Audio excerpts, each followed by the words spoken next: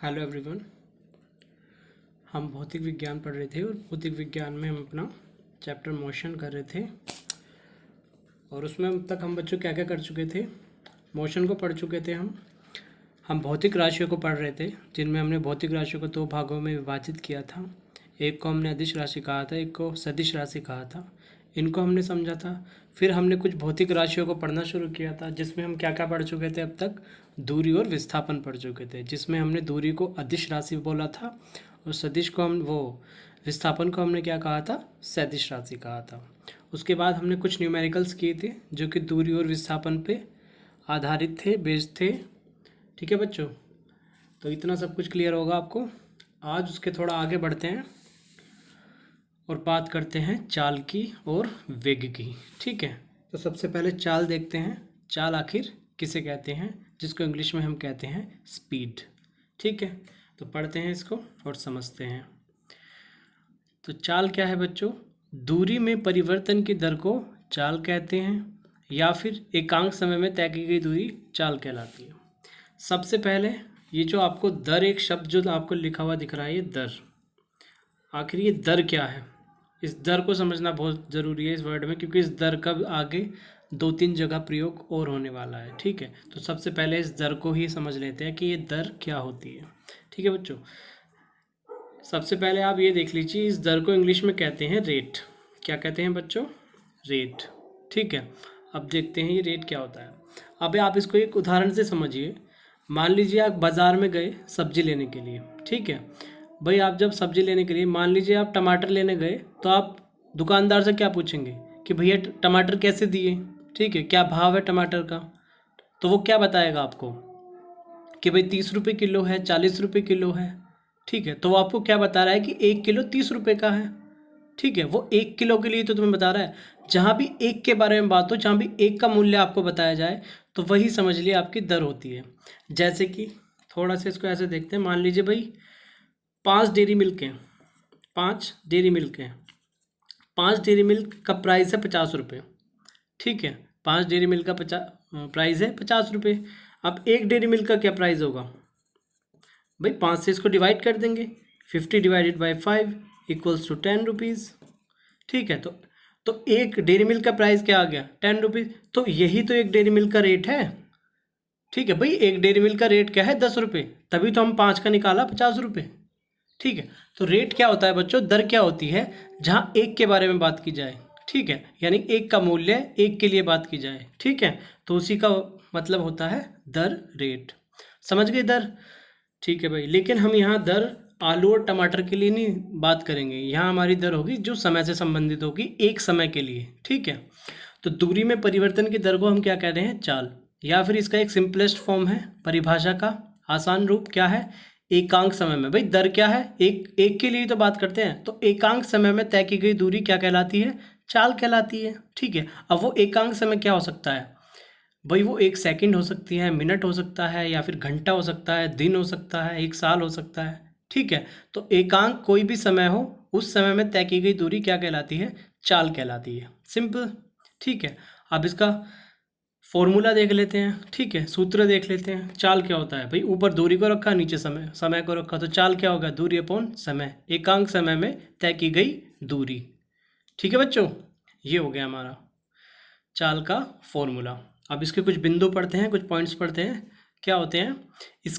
इसका एसआई मात्रक metre per second होता है। इसका एसआई मात्रक क्या होता है? Metre per second. अब ये कैसे आया भाई? भाई दूरी को हम किस में मापते हैं? किस में मापते हैं? आपको कोई दूरी बतानी है, आप क्या बताओगे कि भाई इतने सेंटीमीटर, इतना किलोमीटर, मीटर, या फिर कुछ भी, जो भी जिस चीज़ में भी हम दूरी को माप सकते हैं वो बताएंगे। ठीक है, और समय को आप कैसे बताओगे? सेकंड हो गया, घंटे हो गया, दिन हो गया, साल हो गया। ठीक है, कुछ भी हो सकता है।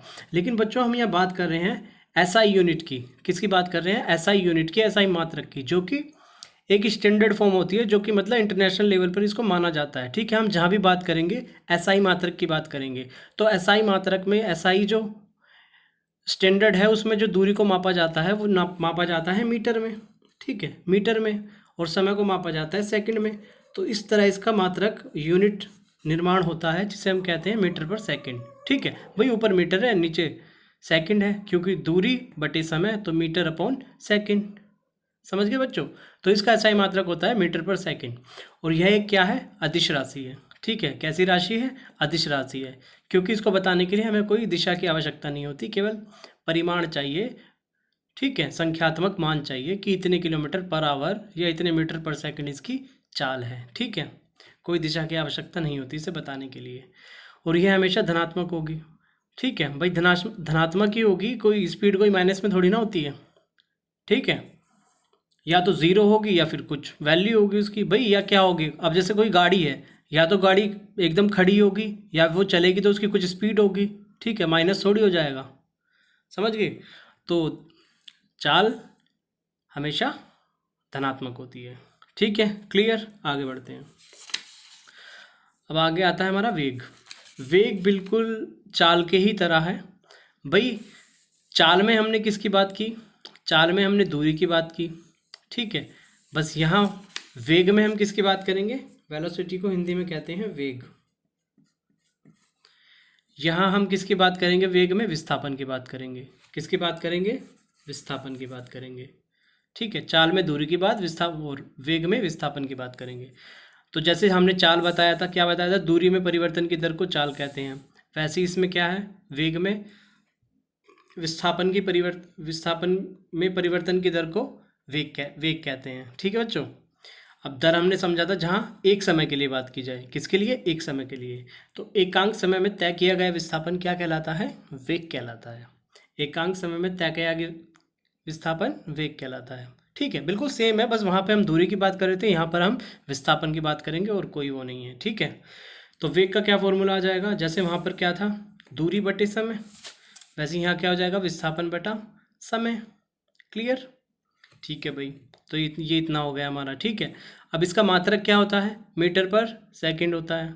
क्या होता है? मीटर पर। भाई विस्थापन को भी तो हम मीटर में ही मापते हैं, बस इसमें दिशा की आवश्यकता होती है ये, क्योंकि एक सदिश राशि है।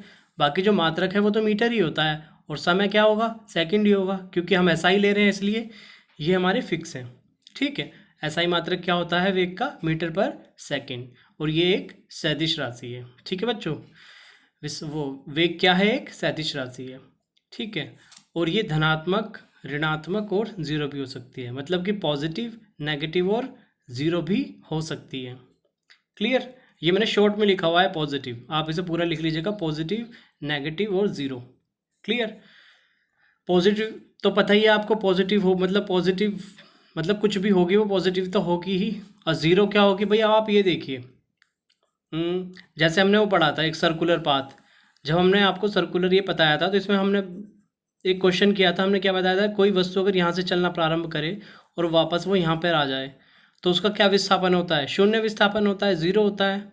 ठीक है, जब विस्थापन ज़ीरो हो गया बच्चों, विस्थापन ज़ीरो हो गया और नीचे कुछ भी वैल्यू हो, समय की वैल्यू कुछ भी हो, ठीक है, 4 सेकंड, 5 सेकंड या 100 सेकंड कुछ भी हो उससे, लेकिन आएगा तो ज़ीरो ही।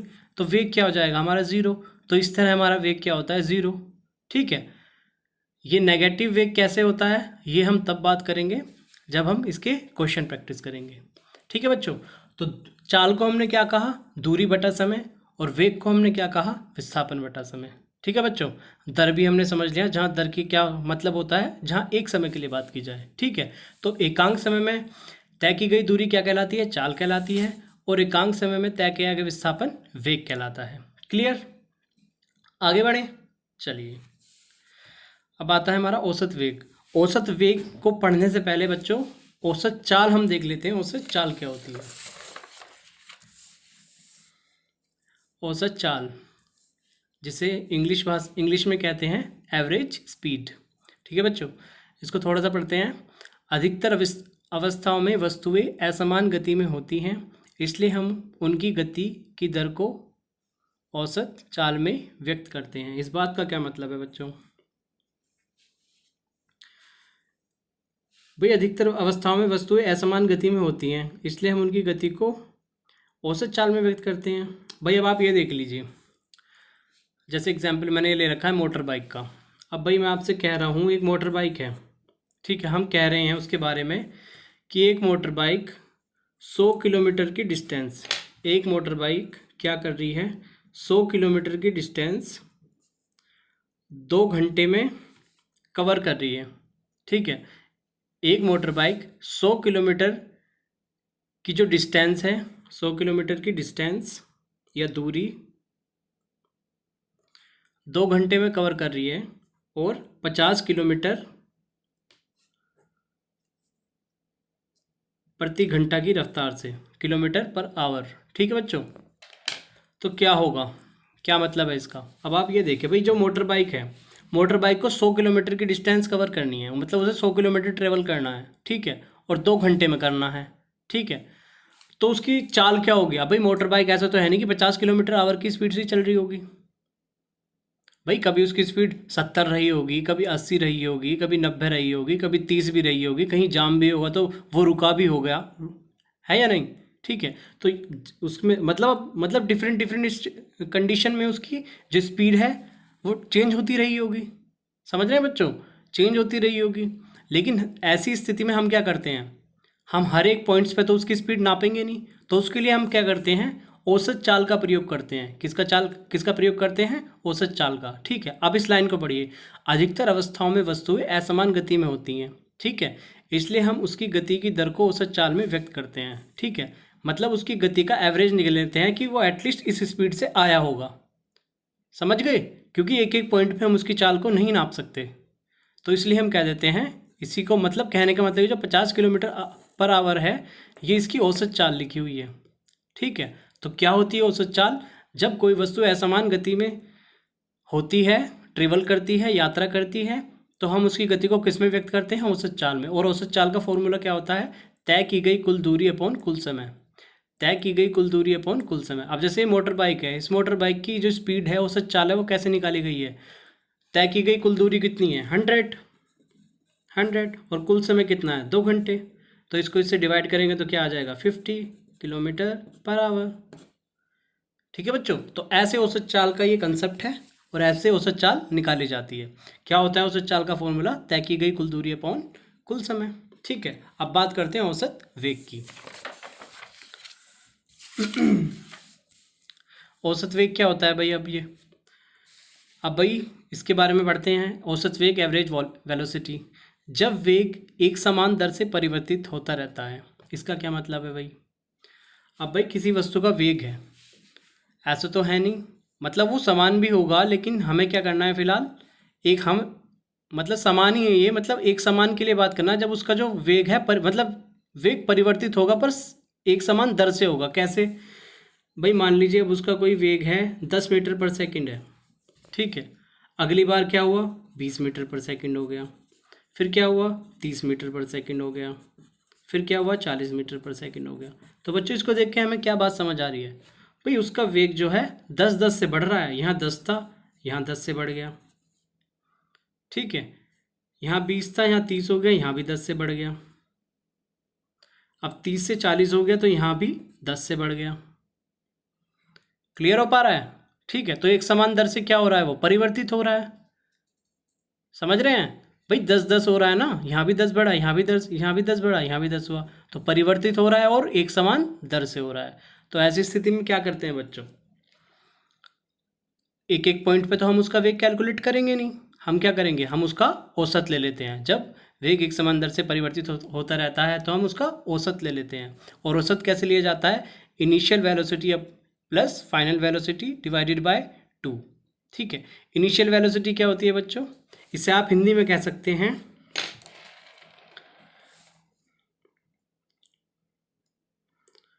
आप इसको लिखिए, मैं बताता हूँ। इनिशियल वेलोसिटी को कहते हैं प्रारंभिक वेग, ठीक है। इनिशियल वेलोसिटी को क्या कहते हैं? प्रारंभिक वेग। और फाइनल वेलोसिटी को क्या कहते हैं? अंतिम वेग, ठीक है बच्चों। प्रारंभिक वेग, अंतिम वेग, क्लियर। तो कैसे निकालते हैं इसको? एवरेज वेलोसिटी को प्रारंभिक वेग प्लस अंतिम वेग बटा 2, ठीक है, ये क्लियर। तो इस तरह हमारी क्या आ जाती है? औसत चाल आ जाती है। अब इसी एग्जाम्पल के थ्रू समझते हैं। क्या भाई हमने क्या कहा? कोई वस्तु पहले 10 मीटर पर सेकंड की स्पीड से चल रही थी, फिर 20 हो गई, फिर वो 30 हो गई, फिर वो 40 हो गई। तो हमने क्या देखा? ये एक समान दर से परिवर्तित हो रही है। क्यों हो रही है? क्योंकि हर बार 10 बढ़ रहा है, 10 बढ़ रहा है, 10 बढ़ रहा है। तो ऐसे में हम क्या लेंगे? इसका औसत लेंगे, ठीक है। क्या लेंगे? औसत वेग। तो औसत क्या होगा? एवरेज क्या होगा, एवरेज वेलोसिटी क्या होगी, हमने क्या कहा, initial velocity plus final velocity. तो इनिशियल वेलोसिटी क्या है बच्चों, 10 ले ली। फाइनल वेलोसिटी क्या है, 40 ले ली, और डिवाइडेड बाय 2, 10 और 40 50 डिवाइडेड बाय 2, तो ये क्या आ जाएगा 25। यही हमारा आंसर हो जाएगा। तो इस प्रकार हम औसत वेग निकालते हैं।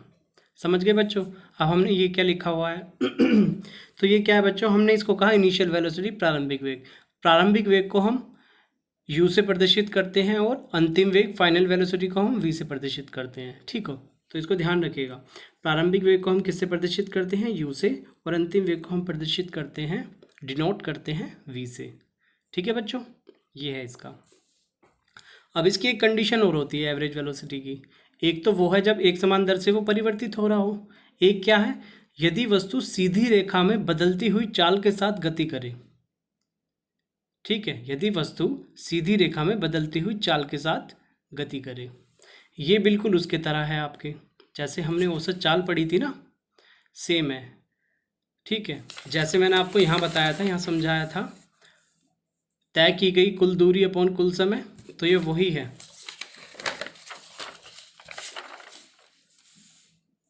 Total displacement upon total time, यानी तय किया गया, इसको हिंदी में लिख लीजिएगा, तय किया गया कुल विस्थापन डिवाइडेड बाय कुल समय।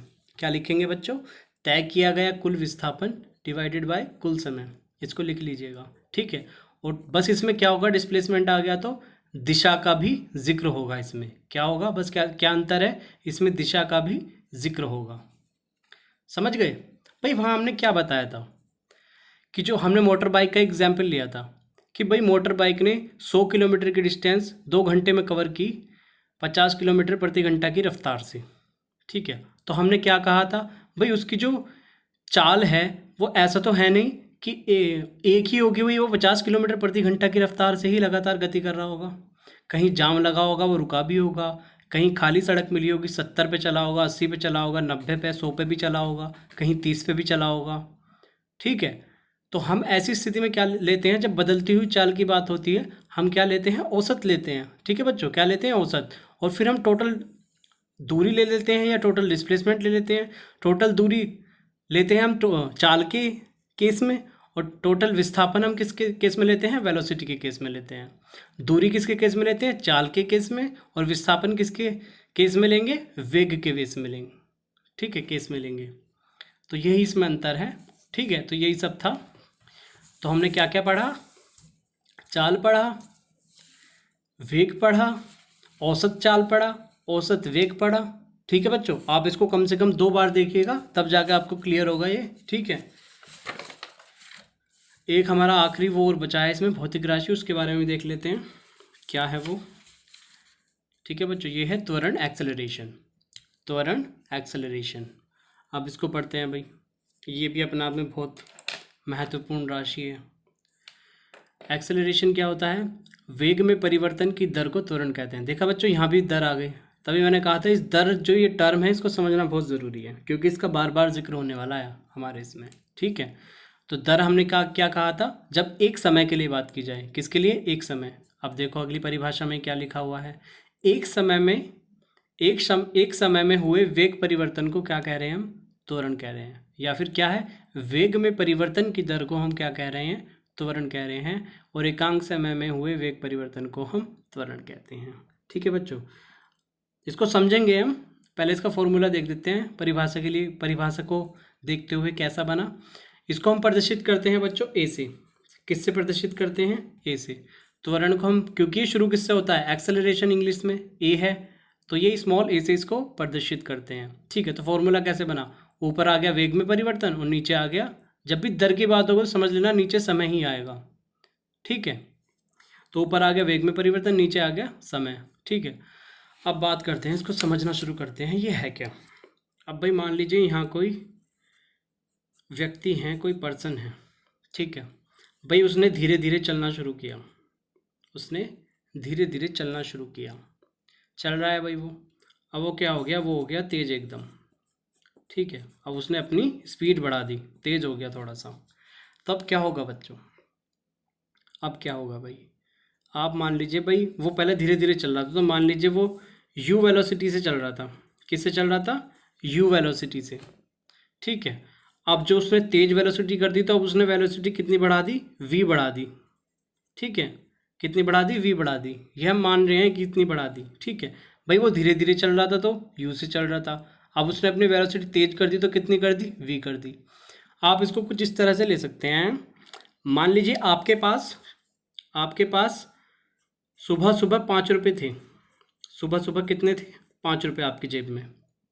ठीक है, अब शाम को आपकी मम्मी ने आपको दे दिए 20 रुपये और दे दिए। कितने रुपए दे दिए? 20 रुपये दे दिए। तो अब आपके पास कितने रुपए हो गए? 25 रुपये। कितने हो गए? 25 रुपये। ठीक है ना भाई। अब मैं आपसे पूछूं परिवर्तन क्या हुआ? परिवर्तन क्या हुआ, या फिर इसे इंग्लिश में कहेंगे चेंज। चेंज क्या हुआ? ध्यान से समझिएगा बच्चों। भाई आपके पास सुबह सुबह कितने रुपए थे? 5 रुपये। फिर शाम को आपकी मम्मी ने आपको कितने? 20 रुपये दे दिए। तो अब आपके पास कितने रुपए हो गए? 25। अब मैं आपसे कह रहा हूँ तो आप मुझे बताइए चेंज कितना हुआ। तो बच्चों चेंज निकालने के लिए हम क्या करते हैं? बाद वाली वैल्यू में से पहले वाली वैल्यू घटा देते हैं। बाद वाली वैल्यू में से पहले वाली वैल्यू घटा देते हैं। तो बाद में आपके पास कितने रुपए थे? 25। और पहले कितने थे? 5। तो कितने हैं? तो परिवर्तन कितना हुआ? 20 का। समझ गए बच्चों? परिवर्तन कितना हुआ? 20 का। ठीक है, अब यहाँ जाइए। हमने त्वरण किसको कहा था? एक्सेलरेशन किसको कहा था? वेग में परिवर्तन अपॉन समय डिवाइडेड बाय समय। ठीक है, अब परिवर्तन मैंने आपसे क्या कहा? परिवर्तन क्या निकालते हैं? बाद वाली वैल्यू में से पहले वाली वैल्यू। तो वेग में परिवर्तन कैसे होगा? भैया रुपये की बात हो रही थी, यहाँ वेग की बात हो रही है। तो बाद वाला वेग माइनस पहले वाला वेग और डिवाइडेड बाय समय। क्लियर है बच्चों? ठीक है, अब हमने आपको क्या कहा था? जो भाई बाद वाला वेग क्या है? ये अंतिम वेग ही तो है। और अंतिम वेग हम क्या कहते हैं? वी से प्रदर्शित करते हैं। अभी हमने आपको पहले बताया। ठीक है, और पहले वाला वेग क्या है? अपने आप में प्रारंभिक वेग ही है, इनिशियल वेलोसिटी है, और इसको हम प्रदर्शित करते हैं यू से। क्लियर? तो क्या हो गया इसका? v minus you divided by T. ठीक है बच्चों, भाई वेग में हमने परिवर्तन निकाला। हमने परिवर्तन क्या देखा? बाद वाली वैल्यू माइनस पहले वाली वैल्यू। तो इस प्रकार हम परिवर्तन निकाल लेते हैं। ठीक है, हमें परिवर्तन चाहिए किस में? वेग में। तो बाद वाला वेग माइनस पहले वाला वेग डिवाइडेड बाय समय। ठीक है, हमने अभी पीछे समझा था बाद वाला वेग मतलब अंतिम वेग, और अंतिम वेग को हम प्रदर्शित करते हैं v से। पहले वाला वेग मतलब प्रारंभिक वेग, उसको हम प्रदर्शित करते हैं u से। तो हमारा फॉर्मूला क्या हो गया? v minus you divided by T. Clear? अब ये परिवर्तन है। इस पूरी टर्म को हम डिनोट कर देते हैं डेल्टा वी से। इसको क्या कहते हैं बच्चों? जो आपको ट्रायंगल त्रिभुज के आकार का दिख रहा है, इसको हम कहते हैं डेल्टा। इसको आप लिख लीजिएगा। क्या कहते हैं बच्चों? इसको डेल्टा कहते हैं। और ये क्या बताता है हमें? ये हमें बताता है परिवर्तन। क्या बताता है? ये हमें बताता है परिवर्तन, या फिर इंग्लिश में कहें तो चेंज। ठीक है बच्चों, डेल्टा क्या बताता है हमें? परिवर्तन या फिर चेंज। तो हम इसको प्रदर्शित करते हैं, इस पूरी टर्म को v माइनस यू को delta we upon delta T से। अब आप देख रहे होंगे हमने इसके ऊपर एरो क्यों लगा रखे हैं? ये एरो से क्यों लगा रखे हैं? तो बच्चों इसलिए लगा रखे हैं क्योंकि त्वरण होती है सदिश राशि। कैसी राशि होती है? सदिश राशि। आप इनके बारे में परेशान मत होइए, अभी मैं आपको सबसे लास्ट में इस क्लास में एक ट्रिक बताऊंगा, आपको सारा क्लियर हो जाएगा कि कौन सी राशि सदिश है, कौन सी अदिश है। ठीक है, फिलहाल बस जो बता रहा हूँ वो समझिए।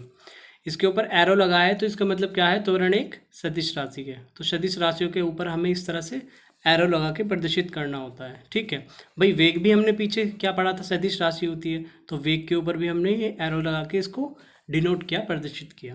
ठीक है बच्चों, यही था सब कुछ त्वरण।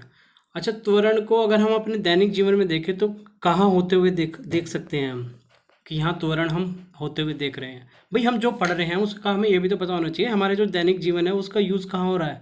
ठीक है, तो त्वरण को होते हुए हम कहाँ देख सकते हैं? आप बताइए भाई। आप एज्यूम करिए आप अपने दोस्त के साथ बाइक पे हैं। अब आपका जो दोस्त है वो बाइक चलाता है धीरे धीरे, तो आप क्या कहेंगे? भाई क्या कर रहा है? इसको थोड़ा तेज भगा।